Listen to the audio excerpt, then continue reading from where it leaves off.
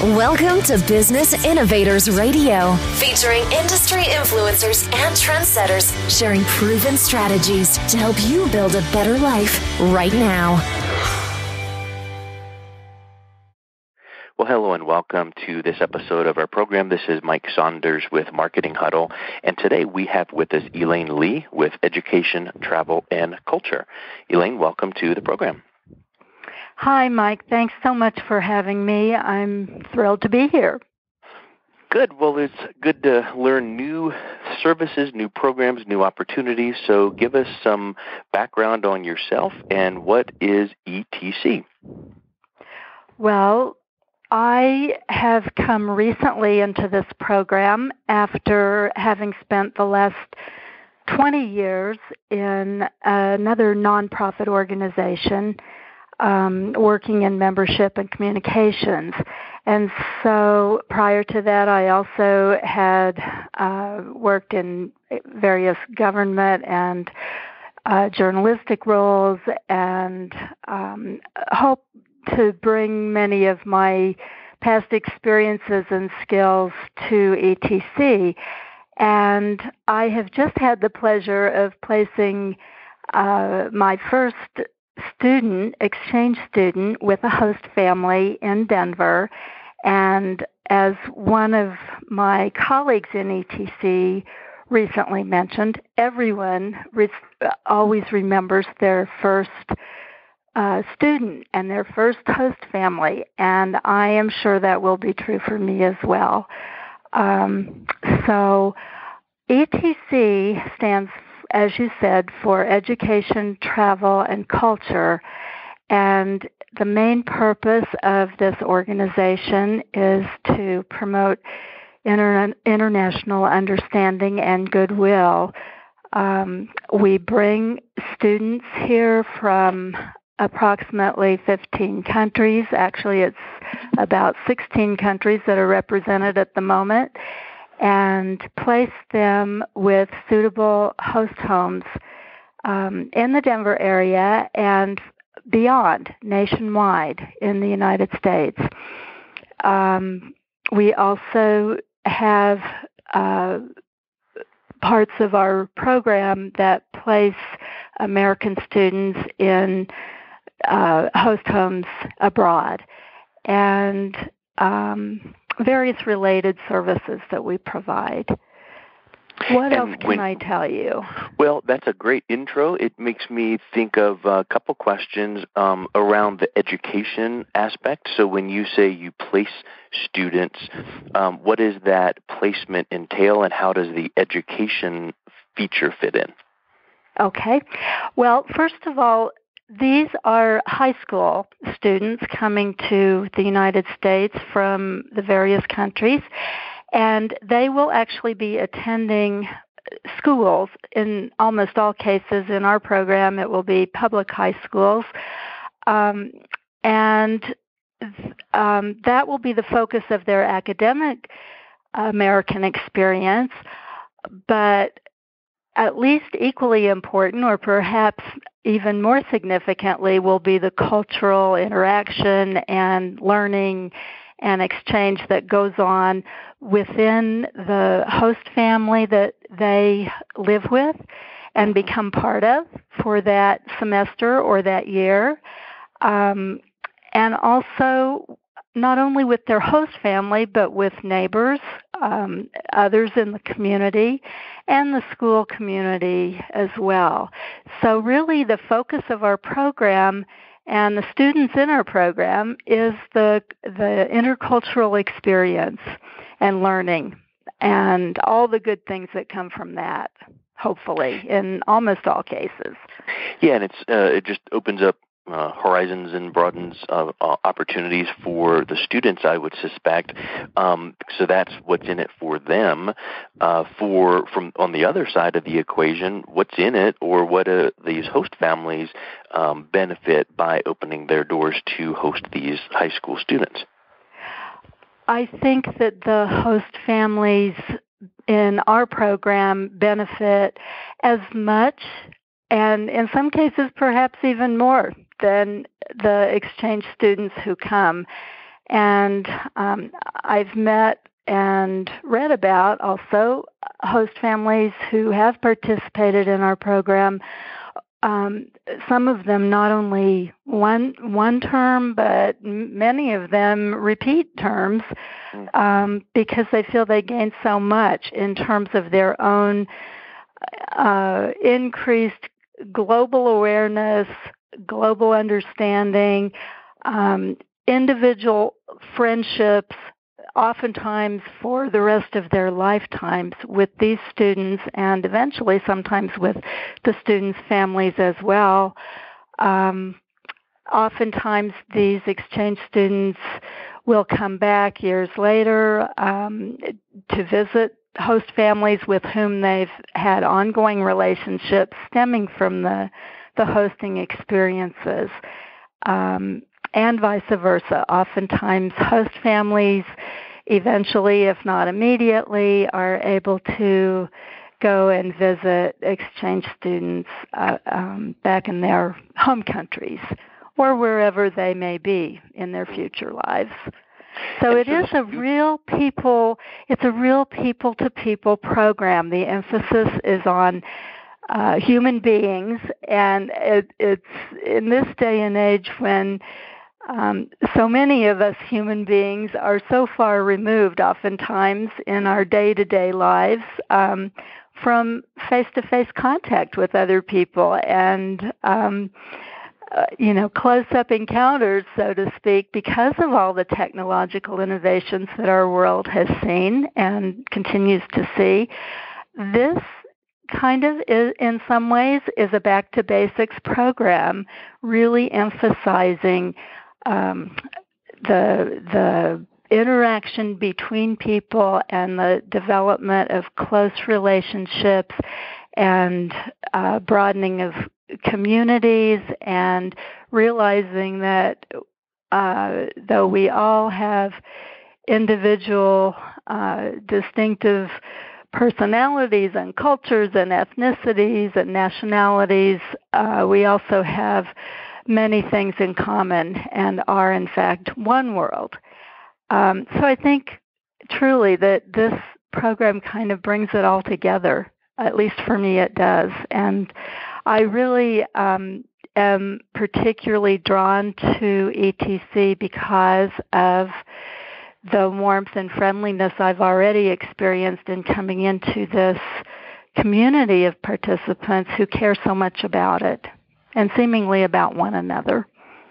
Yeah, and you bring up a really good point about relationships, because I recently interviewed someone, and I teach marketing for some universities, and literally this morning, before we jumped on our interview here, I was posting in one of the discussion forums about how to make personal connections in this digital world, and one of the people, Kathy Condon, that I interviewed a few weeks ago, was talking about that. You can have all of these LinkedIn and Facebook and electronic contacts, but until you make a personal connection, and sometimes it's just by phone because you live in another state, but if you're close enough, you can get a coffee with someone that just enhances it. So with that being said, I was thinking in education today, there's so many online opportunities. Any of these students can just pop on and get some extra Western education, but the thing they lack in that is the relationship. So what you're bringing to the equation is culture. They're learning a culture. They're living with the host family, and then they're in a school in the area. They're learning from teachers alongside the students, and so I would think that brings that full experience full circle. Exactly. Thank you for recapping that so beautifully. And it also reminds me to be sure to explain how this all ties in directly with our United States Department of State public diplomacy efforts that are ongoing in order to promote better connections, if you will, between people in different countries, in our country, with people in other countries, not at the government leader level, but rather at the ordinary people level. And the State Department, the U.S. State Department, actually feels that this is a crucial part of its overall public diplomacy program. And ETC is a sponsoring organization that has been operating since 1998, so for almost 20 years, and has a really long and outstanding track record in cultivating these relationships that we're talking about between people of different nationalities and cultures. So I find it very interesting that the State Department's public diplomacy concept really grew out of Cold War mentalities and circumstances in which leaders of countries could not seem to communicate effectively, or in some cases much at all, with one another.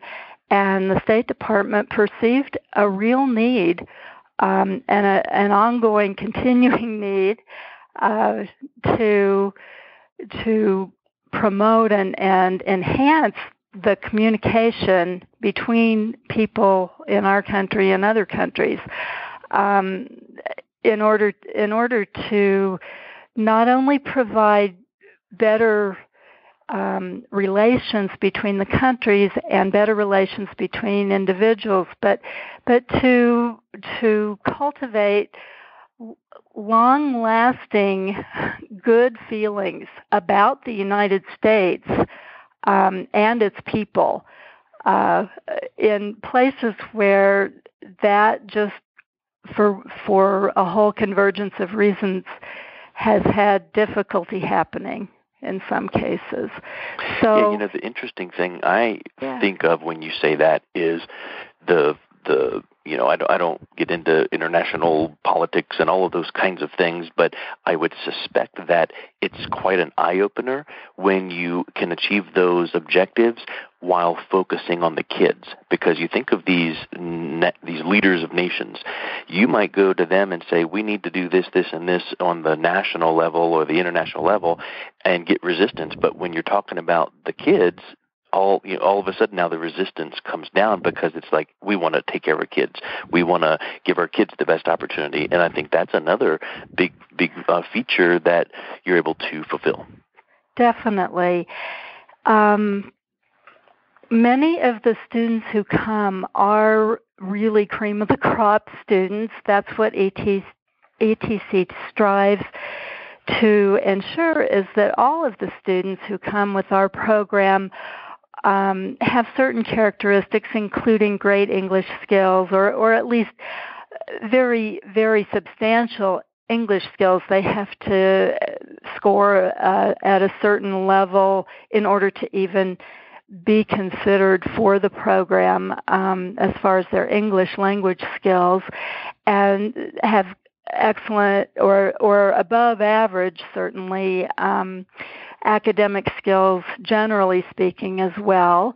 They also are screened extensively for things like maturity and character and so on and so forth. And for many of them, it is a chance to fulfill a dream of coming to America, the United States, to see what it really is and who really lives here and what the way of life or ways of life really are here, because they've seen and heard so many things over their young lives already about America, the land of opportunity, and so forth. And so, they come to find out what that's all about and what's really true or maybe different from what they've seen or heard. And oftentimes there are surprises, both for the students as well as for the host families, despite all the pre-screening and information exchanges that go on prior to the students' arrival. But they are coming with the distinct hope that this will be a part of something that they've thought about for quite a while, maybe worked toward for quite a while, and see as part of a fulfillment of their future aspirations. Many of these students are thought to be likely to go on to become future leaders in their own country, not necessarily heads of government, but leaders by doing in their communities, in their home countries, leaders by the way they conduct themselves and by the way they establish relationships with others in the future, both at home and abroad. And they are expected to grow from this experience, as are the host families. And that goes back to what we were saying about how the host families benefit so much from these experiences, and will tell you in very personal ways what exactly these experiences mean to them, to add another person, or in some cases 2 teens at the same time, to their household. And they do not receive any remuneration or compensation at all. The host families do this of their own volition. They volunteer for this. They are doing this because they're hospitable and generously opening their doors, as well as their family life and so forth to these students. It's not like a hotel taxi kind of a service for the students. It's meant to be a real integration as much as possible into the family for that semester or the academic year when the students are staying there. So how can people learn more about potentially participating and maybe get in contact with you? Well, I would love to hear from anyone. Again, my name is Elaine Lee, and my email address is probably the best way to reach me. That's eldenveretc@gmail.com. Or also there is a lot of information at ETC's website where you can find information actually not only about the organization in general, but also you can see generic profiles of some of the students who are available actually for placement in perhaps your home. That URL for the website is edutrav.org, www.edutrav.org. It's edutrav.org. So we welcome your inquiries and look forward to hearing from you. We will make every effort to not only introduce you to ETC, but to go with you hand in hand all the way through the process as the year goes on. And we will have repeated regular contact, frequent contact with both you and your host student or students who are participating with you. So that's it. And I can't wait to place more students with more wonderful families in the Denver area, and also would be more than happy to help guide you to other local coordinators like myself and regional managers and so forth who are working hard across the country to do the same thing. Well, it was so great to get to know you today, Elaine, and your wonderful organization. I just wanted to thank you for your time on coming on the interview. Thank you so much, Mike. It's been a pleasure for me, and I look forward to continuing our relationship in whatever form that takes. Wonderful. Well, you have a great rest of your day. You too. Thanks for listening to Business Innovators Radio. To hear all episodes featuring leading industry influencers and trendsetters, visit us online at businessinnovatorsradio.com today.